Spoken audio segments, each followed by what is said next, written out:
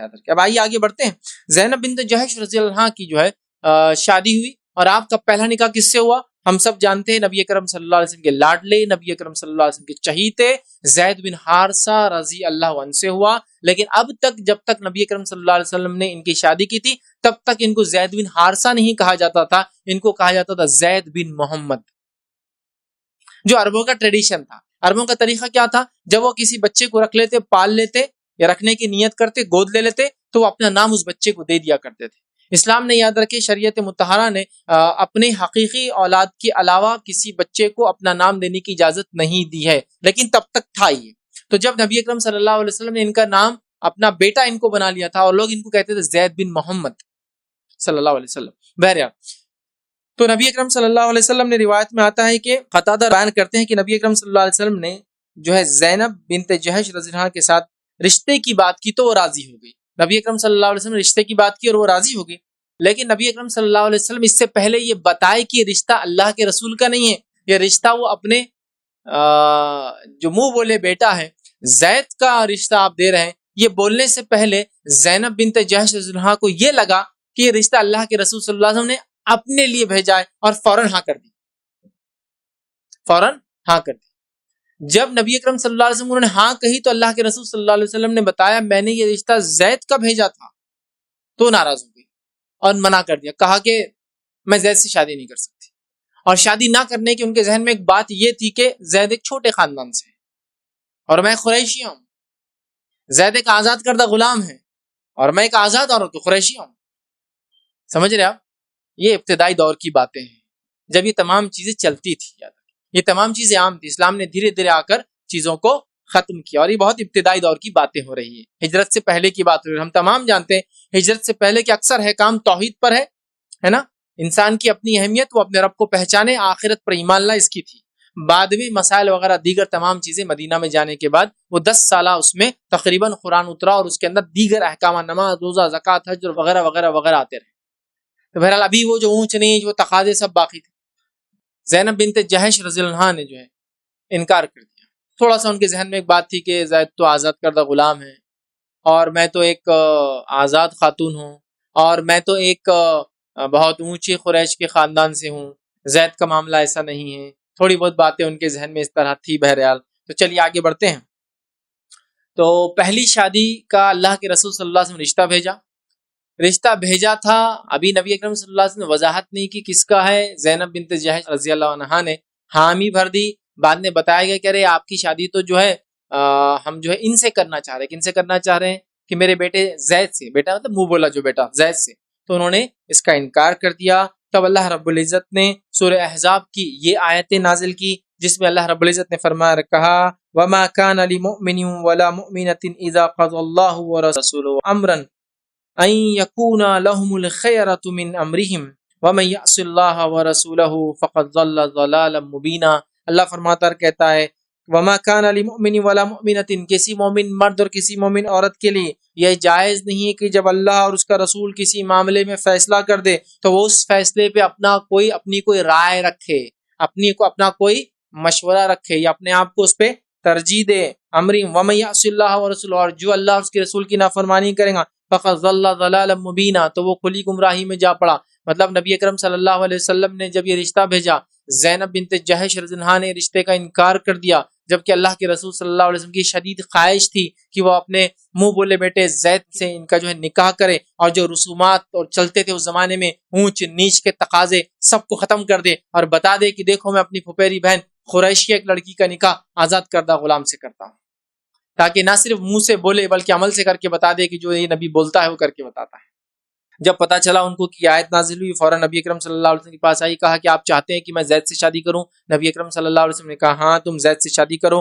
تب انہوں نے کہا کیا یہ اللہ کا حکم ہے؟ تو ہاں انہوں نے کہا یہ اللہ رب العزت کا حکم ہے۔ تو آپ نے کہا کہ پھر اگر یہ آپ کی پسند ہے تو یہ میری پسند ہے، میں بھی جو ہے اس شادی کے لیے راضی ہوں۔ اور پھر ان کا نکاح جو ہے زینب بنت جہش رضی اللہ عنہا کا پہلا نکاح اور جو ہے زید بن حارثہ سے ہوا، جو اس زمانے تک نبی اکرم صلی اللہ علیہ وسلم کے منہ بولے بیٹے تھے۔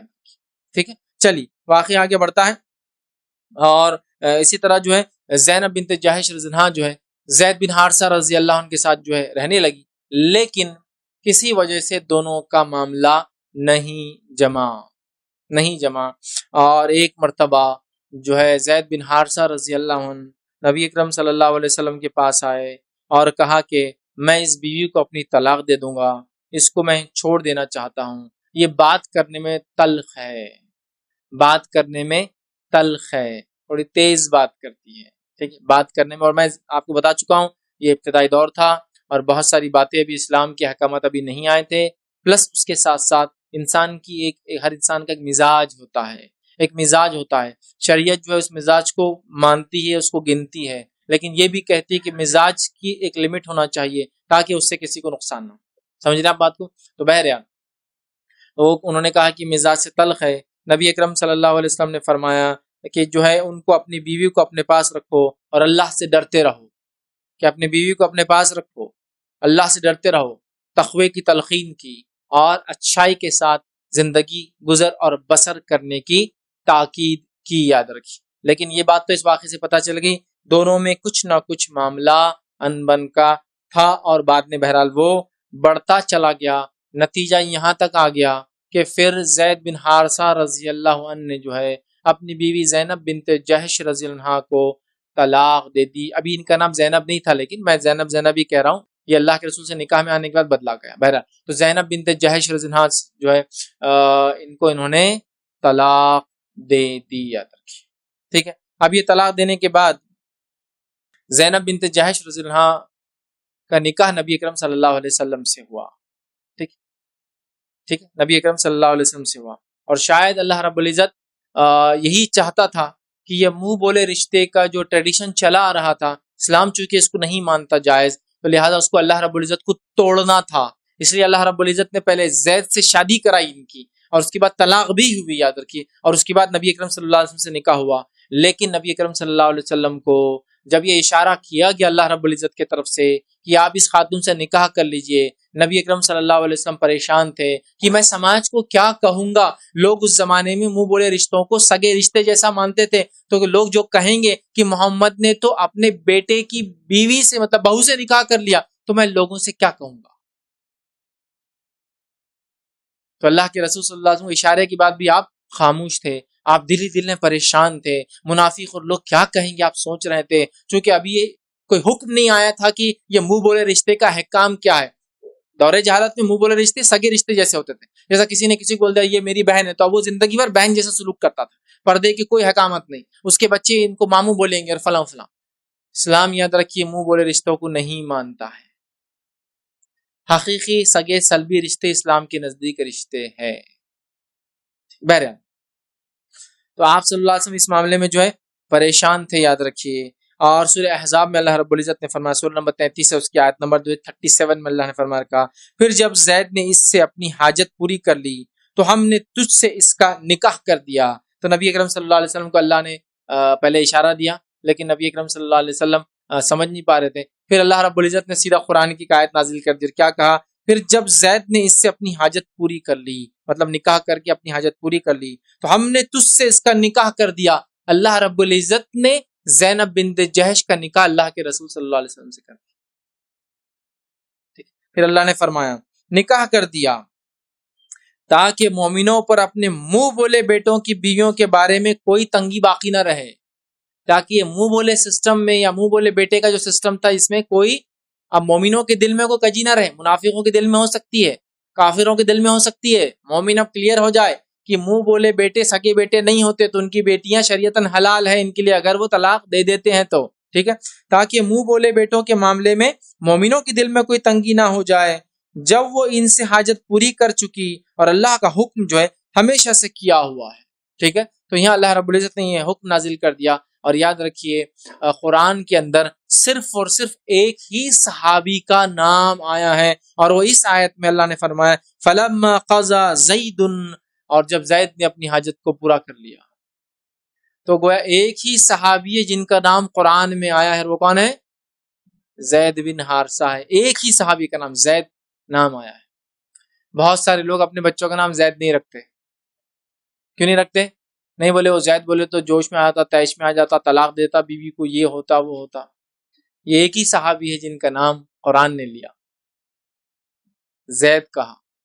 کسی صحابی کا نام قرآن میں نہیں آیا. ہاں تذکرے آئے کہ جب تم غار میں 2 تھے جبکہ تیسرا اللہ تھا. تو کون ہے یہ مراد؟ ابوبکر صدیق رضی اللہ عنہ. لیکن اشارہ ہے. اور اللہ نے نکاح کر دیا تمہارا جو ہے کس سے؟ یہ بھی اشارے میں نام نہیں ہے لیکن زید بن حارثہ ایک ہی صحابی جن کا نام قرآن نے لیا. بہت بڑی بات ہے. بہرحال وہ ایک مسئلے میں تھا. لیکن چلیے آگے بڑھتے ہیں. ٹھیک ہے. تو یہاں جو ہے منہ بولے جو بیٹے ہوتے ان کی بیوی اگر وہ طلاق دے دیتے ہیں تو شریعتاً ان پہ حلال ہے. اللہ نے مومنوں کو بتا دیا. لیکن جب یہ بات ہوئی تو منافقوں نے مذاق اڑانا شروع کر دیا اور کہا محمد نے تو اپنے بہو سے شادی کر لی, محمد نے تو اپنے بہو سے شادی کر لی, اپنے ڈاٹر ان لا سے شادی کر لی, اپنے بیٹے کی بیوی سے شادی کر لی. اور یہ بات پھیلنے لگی تو اللہ رب العزت نے قرآن کی دوسری آیت سورہ احزاب سورہ نمبر 33 کی آیت میں 40 نازل کی جس سے فرمایا رکھا کان محمد آبا احد من رجالکم ولکن رسول اللہ وخاتم النبیین. یہ آیت نازل کر دی. فرمایا محمد تمہارے مردوں میں سے کسی کے باپ نہیں ہے. ٹھیک ہے. ولکن رسول اللہ, اور وہ اللہ کے رسول ہے, وخاتم النبیین, اور نبیوں کے سیل آف دی پروفٹ ہے, نبیوں کے خاتم ہے, اس کے بعد کوئی نبی نہیں آنے والا ہے. تو یہاں وضاحت کر دی گئی کہ محمد کسی کے باپ نہیں ہے لڑکوں میں سے, اور آپ کے کوئی لڑکا تب تک حیات نہیں تھا, تو زید آپ کے بیٹے نہیں ہیں. وضاحت ہو گئی. دوسرا منہ بولے رشتوں کی اہمیت کیا ہے, وضاحت ہو گئی کہ یہ اسلام میں جائز نہیں ہے کہ منہ بولا بیٹا بنا لیا تو سگا بیٹا جیسا نہیں ہوتا, اس سے پردہ وغیرہ سب باقی رہیں گا, وہ وراثت کا حصہ دار نہیں بن سکتا. یہ شریعت کا حکم ہے, یاد رکھیے, یہ شریعت کا قانون ہے. ٹھیک ہے. بہرحال تو اللہ نے وہ ریت اور وہ رواج کو توڑ دیا. اور یہ بات ہم نے پہلے دیکھی تھی کہ کچھ نکاح اللہ کے رسول صلی اللہ علیہ وسلم کو اللہ نے اس لیے کروائے کہ شریعت کے کچھ احکام بتائے, تو یہ بھی ایک حکم بتایا جا رہا ہے. پہلے زید سے شادی کروائی گئی, پھر طلاق ہوئی, اس کے پھر اللہ نے خود نبی اکرم صلی اللہ علیہ وسلم کا نکاح کیا, آسمان میں ان کا نکاح ہو گیا. اس کے بعد نبی اکرم صلی اللہ علیہ وسلم کو جب یہ آیتیں نازل ہوئی, یاد رکھیے قرآن نے ایک اور آیت نازل کی سورہ احزاب سورہ نمبر 33 کی آیت نمبر 5 نازل ہوئی. پھر اللہ نے فرمایا انہیں جو ہے ان کے باپوں کی نسبت سے پکارو, مطلب ان بچوں کو, جن بچوں کو تم اپنا نام دیتے تھے پہلے دور جہالت میں, گود لے لیتے تھے, نسبتی نام دیتے تھے, ان بچوں کو ان کے باپ کے نام سے پکارو. یہ اللہ کے یہاں زیادہ انصاف کی بات ہے. پھر اگر تم ان کے باپ کو نہ جانو تو وہ دین میں تمہارے بھائی اور تمہارے دوست ہیں. اگر باپ معلوم نہیں تو دین میں بھائی اور دوست ہیں, معلوم ہے تو ان کے باپ کے نام سے پکارو. تو فوراً سارے لوگوں نے زید بن محمد جن کو کہا جاتا تھا, ٹھیک ہے, فوراً نام بدل کے کیا کر دیا, جو اصل نام تھا ان کا زید بن حارثہ کہنے لگے. اور پھر وہ پہلے زید بن محمد کہا جاتا تھا. مطلب منہ بولے رشتوں کا سسٹم اللہ نے اب ختم کر دیا. جو اصل باپ ہے اس کا نام ہی اس کے ساتھ لیا جائے گا, تو ان کو زید بن حارثہ کہا جانے لگا, جبکہ زید بن محمد پہلے کہا جاتا تھا. اب صحیح.